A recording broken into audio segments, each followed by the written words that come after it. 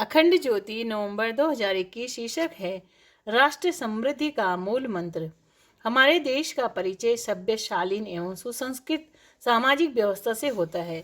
भारत की अपनी अमूल्य निधि के रूप में ये गुण यहाँ हमेशा से स्थापित रहे हैं। अनेकता में एकता भारतवर्ष की विशेषता रही है। इस सिद्धांत के पीछे यहाँ की सभ्यता, शालीनता एवं सुसंस्कृति ही महत्वपूर्ण गुण रहे हैं। इस सिद्धांत का अनुपम उदाहरण होने की वजह से भारत को विश्व में सम्मानित दृष्टि से देखा जाता है।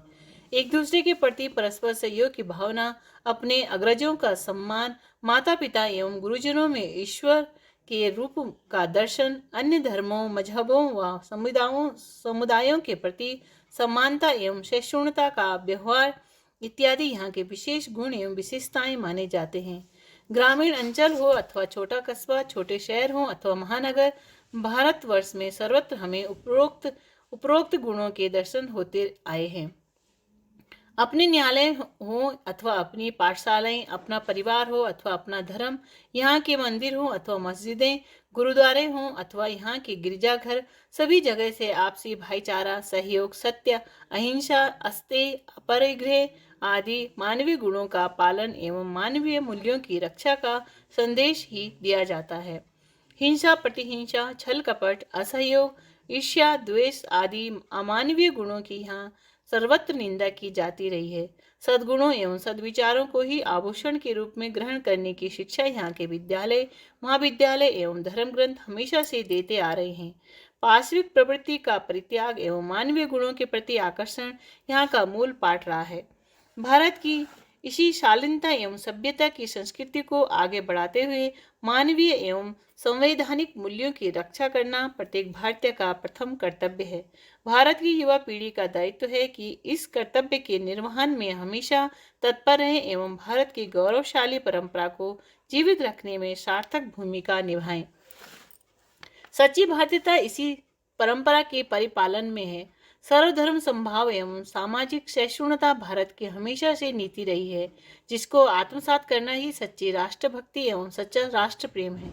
इसीलिए युवा वर्ग को अपनी राष्ट्रभक्ति एवं राष्ट्र के प्रति अपनी कर्तव्य पारणता की प्रगति हमेशा दृढ़ रखनी चाहिए एवं भारत के विश्व शांति का पक्षधर होने के प्रमाण स्वरूप अपने उदाहरण को स्थापित करना चाहिए। भारत का इतिहास इस बात को गवाह है कि भारत एवं भारतीय जनमानस हमेशा से शांति का ही पक्षधर रहा है। रविंद्रनाथ टैगोर का शांति निकेतन, स्वामी विवेकानंद का विश्व समुदाय को भाइयों एवं बहनों के रूप में संबोधन, मदर टेरेसा को शांति के लिए दिया गया नोबेल पुरस्कार इस बात को प्रमाणित करते हैं कि भारत भूमि में हमेशा से ही शांति एवं सद्भाव को अपनी जीवन दृष्टि मानने वाले शांति प्रिय पुरुषों एवं महापुरुषों का जन्म होता ही रहा है। महात्मा बुद्ध, महावीर स्वामी, गुरु नानक देव आदि ने अपना जीवन लोगों को शांति का संदेश देने में ही व्यतीत किया। सम्राट अशोक ने महात्मा बुद्ध के शांति संदेश को उस समय भी श्रीलंका एवं चीन तक पहुंचाने में महत्वपूर्ण भूमिका निभाई, जबकि उन दिनों आवागमन के साधन काफी सीमित थे। आदि शंकराचार्य ने पूरे भारतवर्ष को शांति और एकता के सूत्र में बांधने के उद्देश्य से ही भारत के चारों कोनों में 4 मठों की स्थापना की थी। वैदिक भारत में बड़े बड़े यज्ञ एवं महायज्ञों का आयोजन विश्व शांति एवं कल्याण के उद्देश्य से किए जाते थे। धर्म की जय हो, अधर्म का नाश हो जैसे उद्घोषों का प्रयोग भारत के जनमानस की शांति प्रियता को प्रदर्शित करता है। रामायण काल एवं महाभारत काल में भी इस बात से स्पष्ट प्रमाण है कि उस समय का भारतीय जनमानस क्रमशः राम के पक्ष तथा पांडवों एवं कृष्ण के पक्ष में अंतिम समय तक युद्ध के विरोध में था। युद्ध को रोकने के प्रयास से उस समुदाय ने शांति प्रियता का ही परिचय दिया था। इस तरह भारत अशांति का पक्षधर कभी नहीं रहा। प्राचीन भारत में 4 वर्ण एवं 4 आश्रम की व्यवस्था का उद्देश्य भी यही था कि अपनी अपनी सीमाओं के भीतर रहते हुए भारतवर्ष की शांति एवं एकता को अक्षुण्य बनाए रखा जाए। प्राचीन भारत की सुख समृद्धि इस बात को प्रमाणित करती है कि शांति एवं एकता की स्थापना ही भारतवर्ष का मूल मंत्र रहा है। आज ही विश्व समुदाय भारत को अनेकता में एकता का संदेश मानता है।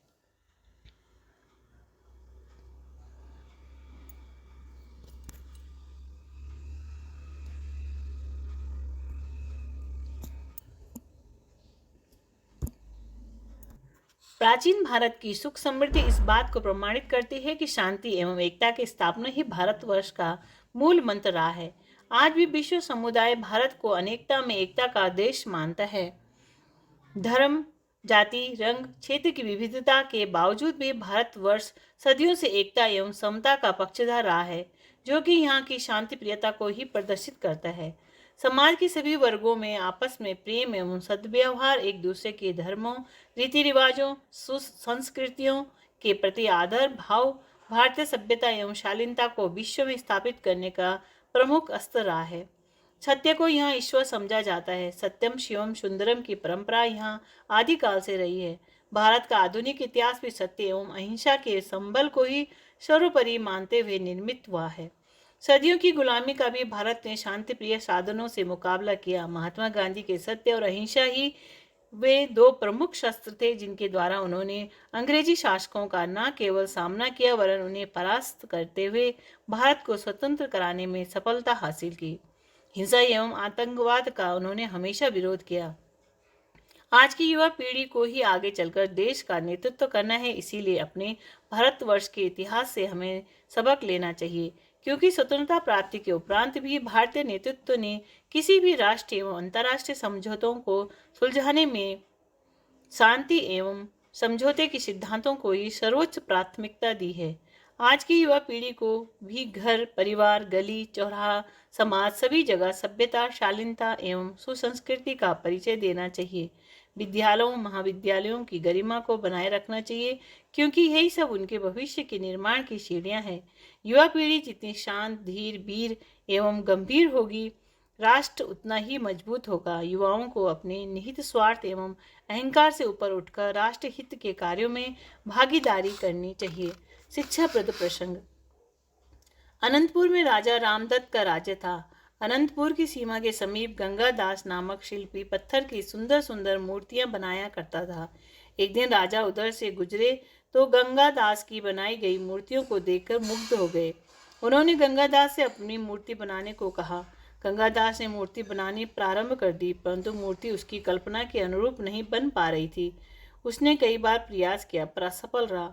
वह हारकर बैठ गया। तभी उसकी नज़र एक चींटी पर पड़ी, जो एक दीवार के उस पार गेहूं के दाने को लेकर जाना चाह रही थी, परंतु बार बार गिर जाती थी। लेकिन उसने प्रयास नहीं छोड़ा और अंततः वह सफल हो गई। गंगादास को यह दृश्य देखकर लगा कि जब निरंतर प्रयास से यह छोटी सी चींटी सफलता पा सकती है, तो मैं क्यों नहीं। उसका खोया हुआ आत्मविश्वास लौटा। इस बार वह अपनी कल्पना के अनुरूप मूर्ति बनाने में सफल हो गया। राजा मूर्ति देखकर मंत्रमुग्ध हो गया। उसने गंगादास को बहुमूल्य उपहार दिए और उसे राजशिल्पी घोषित कर